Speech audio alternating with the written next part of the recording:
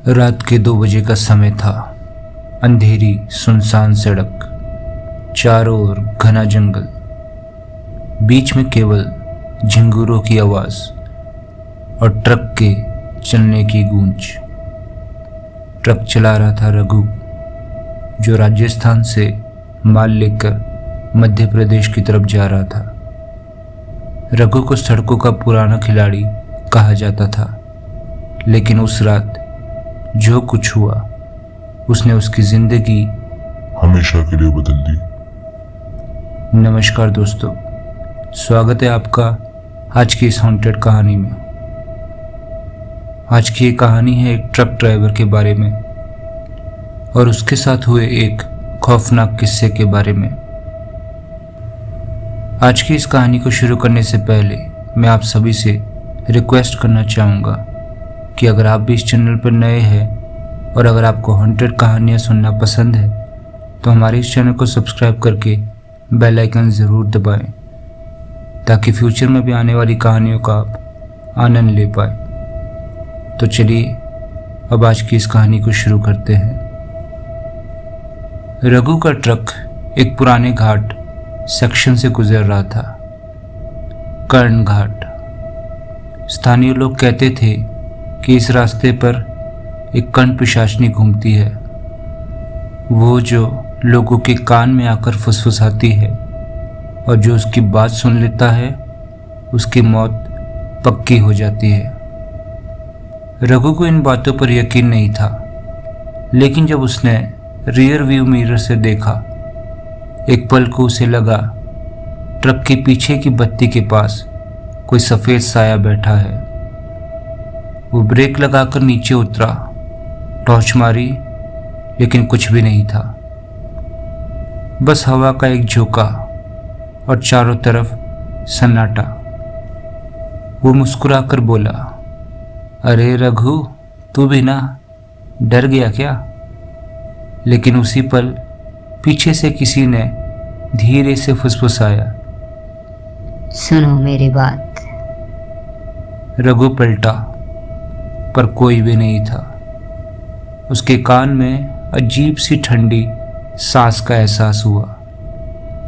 रघु ने ये सारी चीज़ें नोटिस करने के बाद चारों तरफ देखा, लेकिन उसे कोई भी नहीं मिला और इसकी वजह से वो आखिरकार आगे चल पड़ा। रघु कुछ आगे बढ़ा और एक पुराने ढाबे पर रुक गया। वहां बस एक बूढ़ा आदमी बैठा था, लालटेन की रोशनी में। ओ भैया, चाय मिलेगी? रघु ने पूछा। बूढ़ा आदमी चुपचाप चाय लाया और बोला, तुम उस घाट से आए हो? हाँ, कर्ण घाट से। क्यों? बूढ़े की आंखें फैल गई। उधर मत जाया करो। हर तीसरी अमावस्या को वो लौटती है। एक औरत जिसके कान काटे गए थे और अब वो दूसरों के कानों से सुनती है। रघु उसकी बात सुनकर हंस पड़ा। अरे बाबा, आजकल ऐसी बातें कौन मानता है? इस पर बूढ़ा आदमी बोला, पिछले महीने एक ड्राइवर वहीं घाट पर बस आवाज सुनने के बाद पहाड़ से गिर गया। उसके कान गायब मिले थे।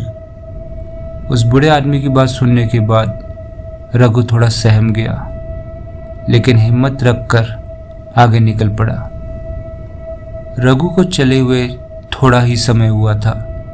करीब आधी रात के वक्त सड़क पर उसने देखा एक लड़की खड़ी है, सफेद साड़ी में, बाल खुले, आंखें बुझी हुई। वो हाथ हिलाकर बोली, भैया, मेरे गांव तक छोड़ दो ना, बस 3 किलोमीटर है। रघु को उस लड़की को देखकर थोड़ी दया आई और उसने उसे बिठा लिया। लड़की चुपचाप सीट पर बैठ गई। कुछ देर बाद रघु ने उससे पूछा, कहाँ जाना है? इस पर वो लड़की बोली, जहां आवाजें बुला रही है। उस लड़की की बातें सुनने के बाद रघु चौंक गया और उसने कहा, क्या मतलब? इस पर उस लड़की ने उसकी ओर झुककर कहा, तुम्हें सुनाई नहीं देता? कोई तुम्हारे कान में कुछ कह रहा है। और तभी अचानक ट्रक की हेडलाइट बंद हो गई। रघु ने तुरंत ब्रेक लगाया और ट्रक झटके से रुका। जैसे ही वो ट्रक रुका तो रघु ने इधर उधर देखा। वो लड़की गायब थी। सीट पर बस लाल निशान और एक टूटा हुआ कर्णफूल पड़ा था। ये सारी चीजें होने की वजह से रघु घबरा गया। उसने ट्रक दोबारा स्टार्ट किया और तेजी से घाट की ओर बढ़ा।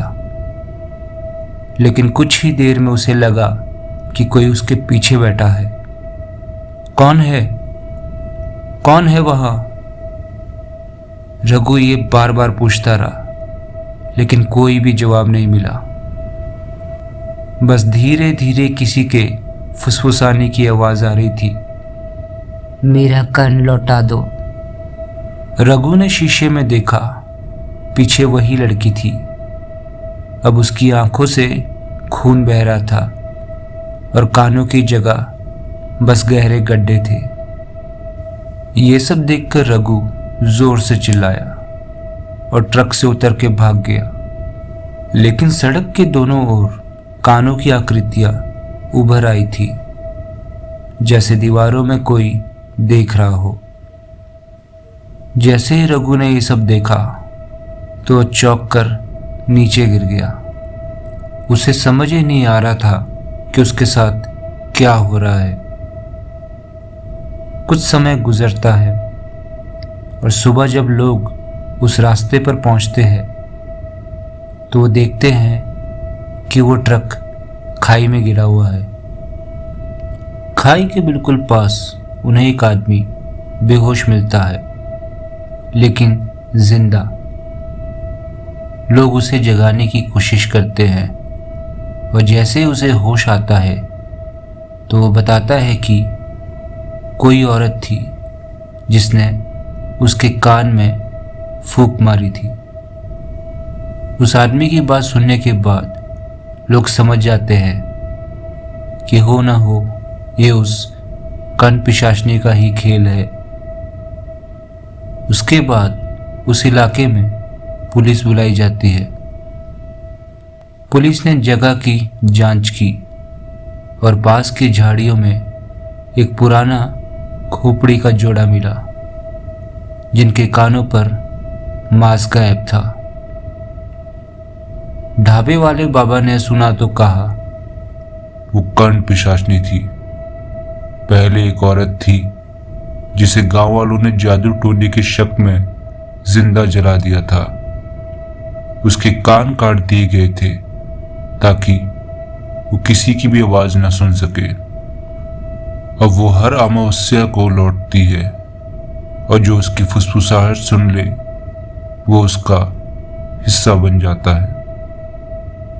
उस दर्दनाक हादसे से गुजरने के बाद रघु नौकरी छोड़ देता है, लेकिन रातों में उसे अब भी कोई फुसफुसाहट सुनाई देती है जो उसे कहती है, मेरा कर्ण लौटा दो, मैं अधूरी हूं।